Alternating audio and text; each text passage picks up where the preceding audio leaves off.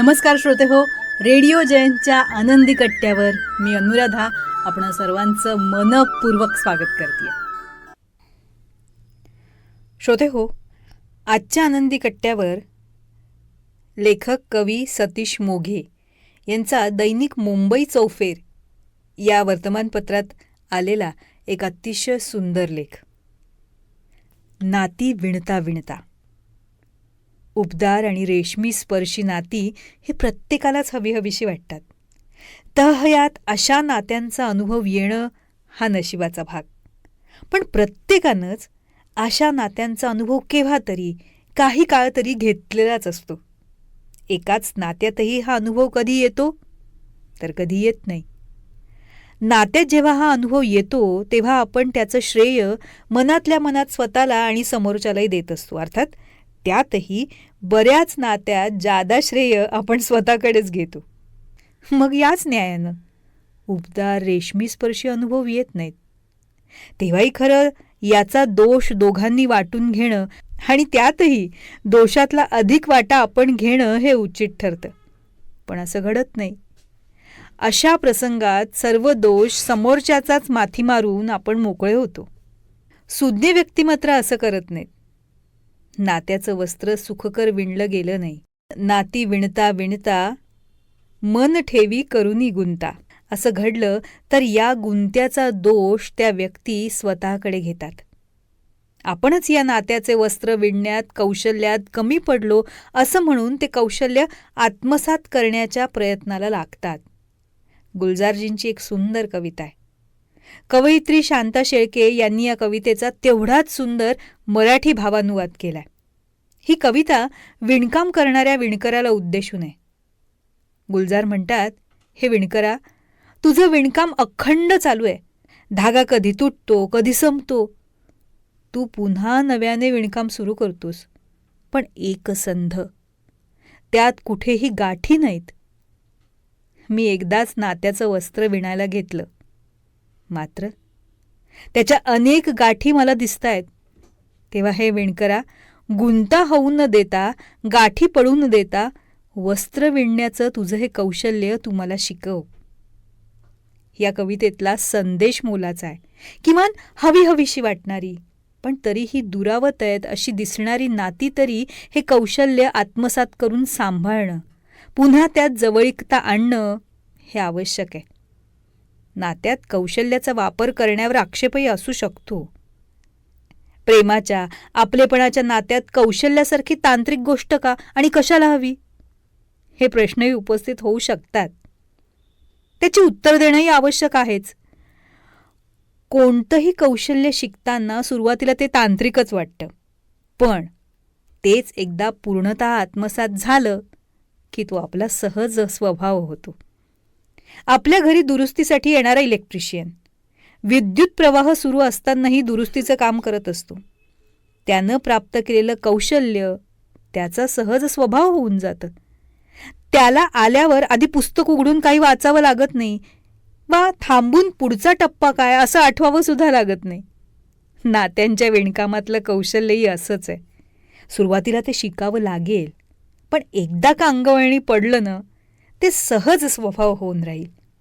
गाठी न पडता वस्त्रांची विण करणं सुलभ होऊन जाईल. अन्य कामातलं कौशल्य हे बुद्धीचं असतं. बुद्धीच ते आत्मसात करते आणि बुद्धीपर्यंतच ते सीमितही राहतं. फार तर काय, हात पाय असे आवश्यक देहांचे अवयव या काम करायच्या आवश्यकतेनुसार त्यात सहजपणे सामील होतात. पण मनानं स्वतंत्रपणे त्यात करण्यासारखं काही नसतं. नात्यातलं विणकामाचं कौशल्य मात्र मनाचं असतं, मनापासून असतं. ते वापरत असताना बुद्धीला काय वाटतंय याचा फारसा विचार न करता पुढे जायचं असतं. कारण नात्यांच्या विणकामातलं हे कौशल्य स्वतःच्या हितापेक्षा समोरच्याच्या हिताचाच अधिक विचार डोळ्यासमोर ठेवून मनानं आत्मसात केलेलं असतं आणि मनाकडून त्याचा वापर होत असतो. बऱ्याचदा समोरच्याला कळायला वेळ लागतो, पण कधीतरी ते कळतंच. समोरच्याच्या हिताच्या विचाराबरोबरच समोरच्याच्या चेहऱ्यावरचा आनंद पाहण्याची वृत्ती आणि नात्यात समोरच्याची वारंवार परीक्षा न घेण्याची वृत्ती ही नात्यांच्या विणकामातली आवश्यक 2 मुख्य कौशल्ये आहेत. पत्नीच्या वाढदिवसाच्या दिवशी आपण जर असा विचार करायला लागलो की बघू हिचं प्रेम खरं आहे का, आज काहीच भेट नको नेऊया, तरी तिचं प्रेम तसंच राहतं का बघूया, तर गुंता झाला आणि गाठ पडलीच म्हणून समजा. मग असा विचार करण्यापेक्षा आपण मोगऱ्याचा गजरा, सोनचाफ्याची फुलं आणि एखादी छोटीशी भेटवस्तू घेऊन गेलो तर ती पाहून तिला किती आनंद होईल असा विचार प्रबळ होऊन तिचा आनंदी चेहरा डोळ्यासमोर आला की नकळत आपल्याकडून तशी कृती होते. त्यातून दोघांनाही आनंद होतो, नात्यांची वीण अधिक घट्ट होते, विणकाम नवीन उत्साहात सुरू होतं. केवळ पती पत्नी नात्यात नव्हे तर कोणत्याही नात्यात वारंवार समोरच्याची परीक्षा घेणं टाळणं आणि ज्या काही छोट्या छोट्या गोष्टींनी त्याला आनंद होईल अशा गोष्टी करणं, नाती सुखदायी होण्यासाठी हे फार आवश्यक असतं. नात्यांचं वस्त्र विणताना त्याग करण्याची वृत्ती असणंही फार आवश्यक. हा त्याग काही फार मोठा असा अपेक्षित नसतो बरं का. समोरच्याला तू माझ्यासाठी खूप विशेष आहे हे सांगणारी लहानशी कृती यात पुरेशी असते. आपला मित्र एखादं पुस्तक किंवा औषध त्याच्या गावी मिळत नसल्याचं आपल्याला कळवतो आणि मिळालंच तर पाठव असं सांगतो. खरं तर वाट पाहण्याची त्याची तयारी असते, पण आपण त्याच दिवशी खास वेळ काढतो, बाजारातून ते पुस्तक किंवा औषध मिळवतो आणि त्याला कळवतो की तुझं काम झालंय.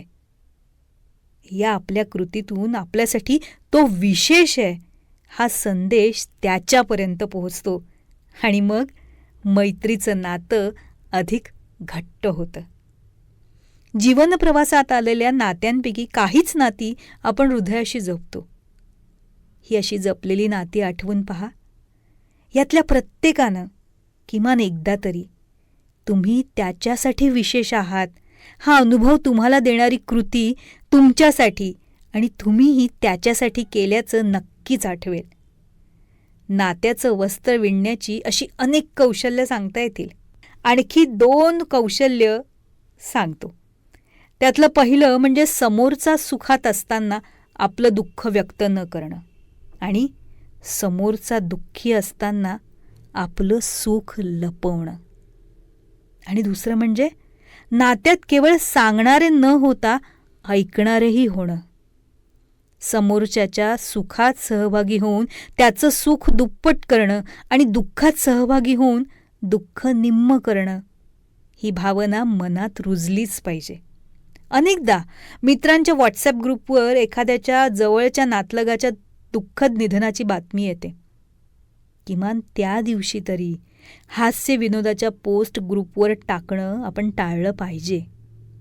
तेच एखाद्यानं आधीच आनंदाची पोस्ट शेअर केली असेल तर दुसऱ्यानं ग्रुपवर दुःखाची बातमी शेअर करणं टाळलं पाहिजे. खरं तर ही फार साधी सोपी पथ्य आहेत. परस्परांच्या सुखदुःखाशी एकरूप झालं ना तरच ही पाळली जातात आणि ही पाळली गेली तरच मनात अढी बसत नाही. नात्याच्या वस्त्राच्या विणकामात गाठी पडत नाहीत. अशी ही संवेदनशीलता असेल तरच दुसऱ्याला समजून घेणं, ऐकून घेणंही घडतं. काही नाती जन्मताच मिळतात, काही नाती विवाहानं आणि त्यानंतर जीव जन्माला घालून आपण निर्माण करतो.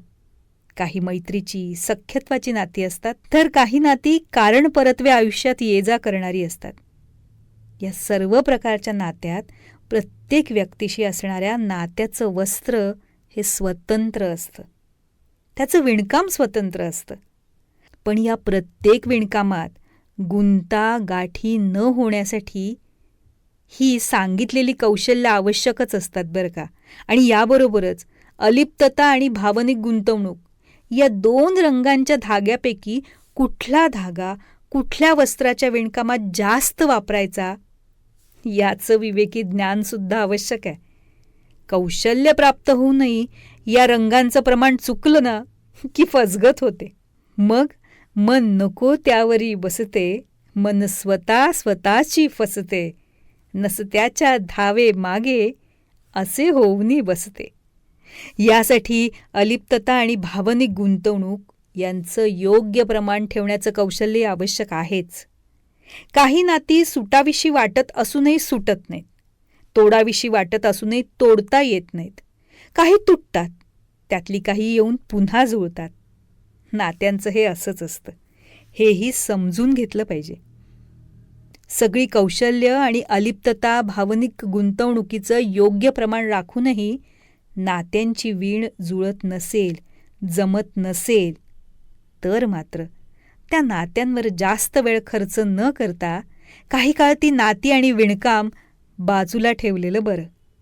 प्रत्येक नात्याच्या मधुमासाचा एक काळ असतो. काही नात्यात तो अल्पकाळ तर काही नात्यात तो दीर्घकाळ चालतो.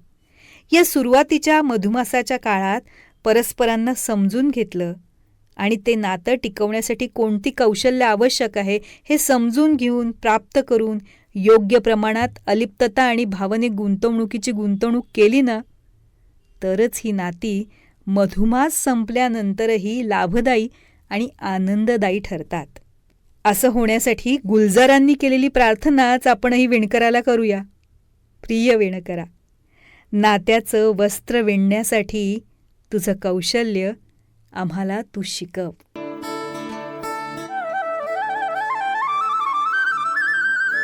तेव्हा श्रोते हो, हा होता आनंदी कट्ट्यावरचा आजचा सुंदर विचार. तुम्हाला तो कसा वाटला याविषयीची तुमची कमेंट बॉक्समध्ये नक्की लिहा. आणि त्याचबरोबर रेडिओ जयंतचे दर्जेदार कार्यक्रम ऐकण्यासाठी रेडिओ जयंत लाईक करा, शेअर करा आणि सबस्क्राईब करा. रेडिओ जयंतचं सबस्क्रिप्शन फ्री आहे. आणि त्याचबरोबर नोटिफिकेशनसाठी बेल आयकॉनवर क्लिक करायला सुद्धा विसरू नका.